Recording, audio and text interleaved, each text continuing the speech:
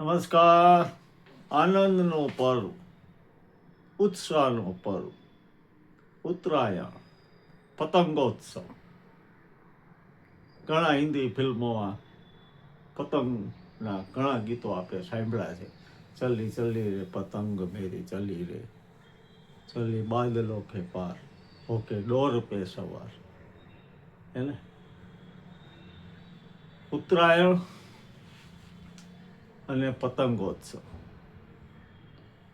14મી જાન્યુઆરી ઉત્તરાયણ પતંગોત્સવ.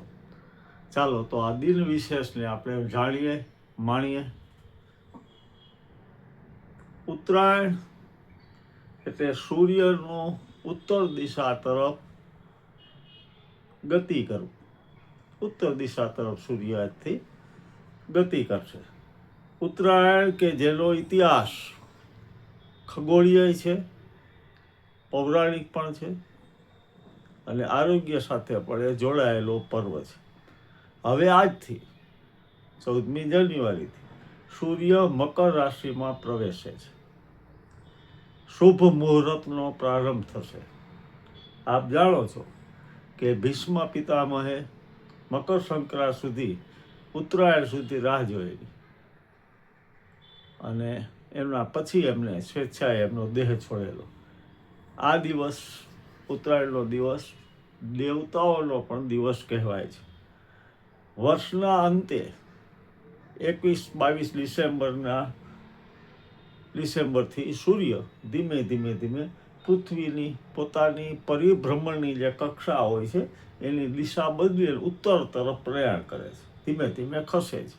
આ દિવસે, ઉત્તરાયણના દિવસે સૂર્ય ધનુ રાશિમાંથી મકર રાશિમાં પ્રવેશ કરે છે. ધનુ રાશિમાંથી મકર રાશિમાં, અને તેથી ઉત્તરાયણનું બીજું જે નામ છે મકર સંક્રાંતિ, એટલે એને મકર સંક્રાંતિ કહેવાય છે. એમ કહેવાય છે કે ઉત્તરાયણ પછી મૃત્યુ પામનારને મોક્ષ એટલે કે નિર્વાણ મળે છે, એવું શ્રી ભગવદ્ ગીતામાં લખેલ છે. હિન્દુ માન્યતા મુજબ ઉત્તરાયણના 6 મહિના દેવતાઓનો એક દિવસ ગણાય છે અને જ્યારે દક્ષિણાયન 6 મહિના દિવસો દેવતાઓની એક રાત ગણાય છે. આપણા શાસ્ત્રો કહે છે કે સંક્રાંત વખતે કરાયેલા દાનનું ફળ અનેક ગણું મળે છે.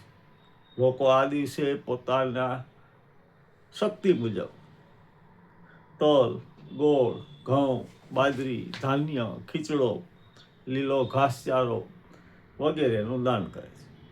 આ દિવસે ભોજન કરાવવાથી વિશેષ પુણ્ય મળે.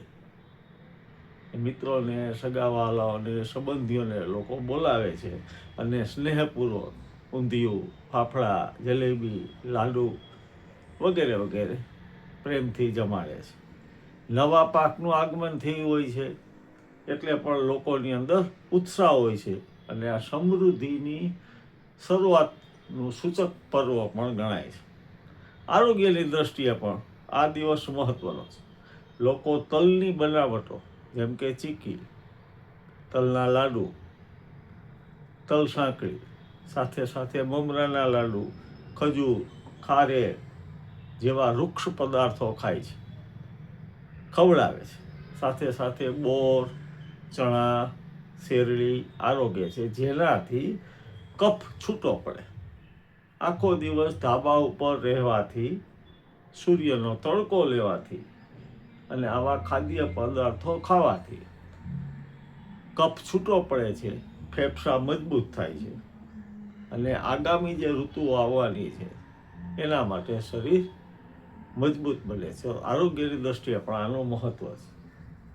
કોઈકે સરસ કીધું છે કે રાધા વિના શ્યામ ના શોભે, રાધા વિના શ્યામ ના શોભે, પીછા વગર મોર ના શોભે, મૂર્તિ વિના મંદિર ના શોભે, અને ઉત્તરાયણનો દિવસ હોય તો મિત્રો વગર છત ન શોભે, ધાબુ ન શોભે. ઘરની અગાસી ઉપર લોકો દેખાય છે, આખો દિવસ આનંદ કરતા હોય છે. ઉત્તરાયણના દિવસે અને બીજા દિવસે, જેને વાસી ઉત્તરાયણ કહે છે, તે 2 દિવસ લોકો ખૂબ પતંગ ચગાવે છે.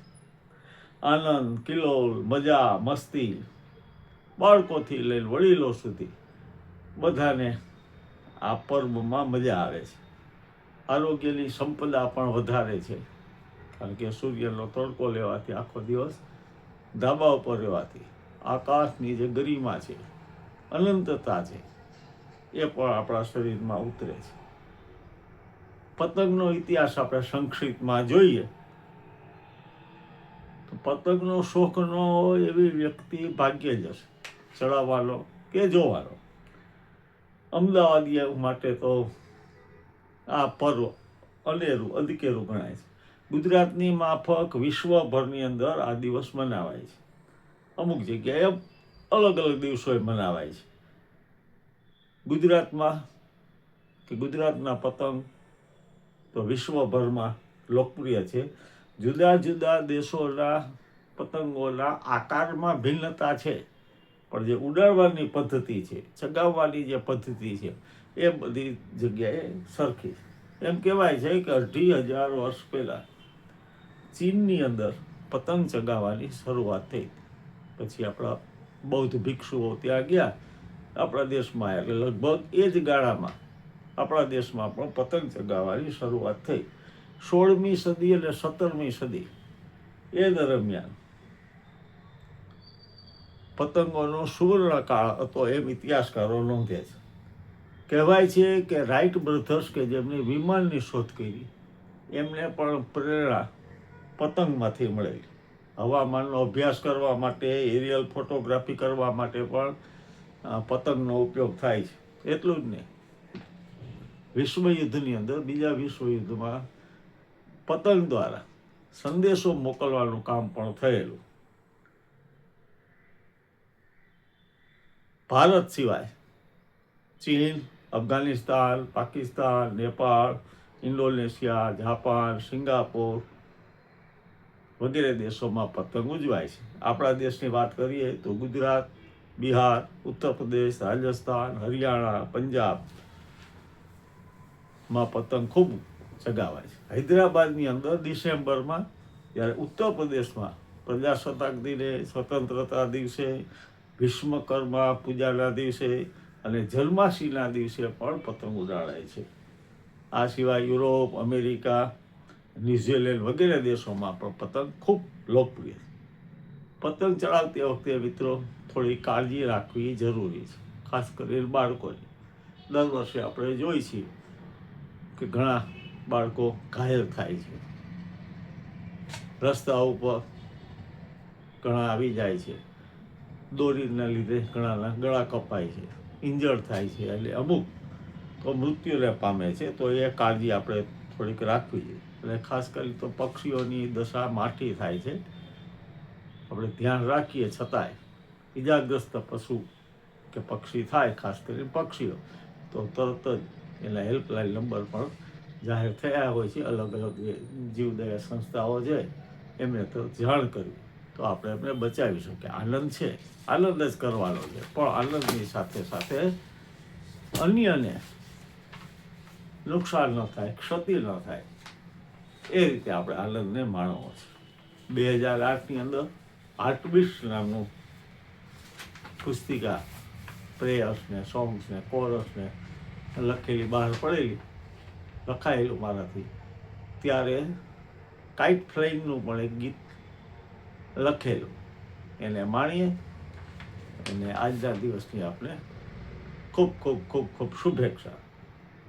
કોરસ હતું અંગ્રેજીમાં, fly fly fly fly fly fly fly kites, let's fly kites and fight, let's fly, kites and fight, this is the time to high fly, fly, fly, fly, fly, fly, fly, fly, kites, don't hurry, don't worry, don't hurry, don't worry, just enjoy, everybody, fill your hearts with wide sky. Fill your heart with wide sky. Enjoy with your friends in open sky. Fly, fly, fly, fly, fly, fly, fly, kites. Don't to, don't try to cut others' kites. Don't try to cut others' kites. Keep your own and others' right. This is the this is the kite flying day. This is the most pleasant day. Fly, fly, fly, fly, fly, fly, fly, kite. High up your dreams. High up your dreams. High up, try hard to fulfill dreams. What a delightful this day. What a delight, what a delightful this day. How cheerful this day. Fly, fly, fly, fly, fly, fly, fly, kite. Once again, best wishes of Kite Flying Day. Happy Uttarayan. Enjoy, take care. આપના મંતવ્યો ગમશે, સૂચનો ગમશે, અભિપ્રાયો આપના ગમશે, ચેનલને like કરો છો રીતે લાઈક કરો, ફોરવર્ડ કરો, સબસ્ક્રાઈબ કરો. મળીશું ફરી પાછા કોઈ બીજા વિષય સાથે. ફરી એક વખત આકાશને આંબવાની આપણી ઈચ્છા પૂરી થાય. બહુ સારી રીતે આ પતંગનો આનંદ લ્યો, બીજાને પણ આનંદ કરાવો, દાન કરો, પુણ્ય કરો, મસ્તી માર્યો, સ્વસ્થ રહો, સુદૃઢ રહો, પ્રેમાળ રહો. જય અરુણાચલ.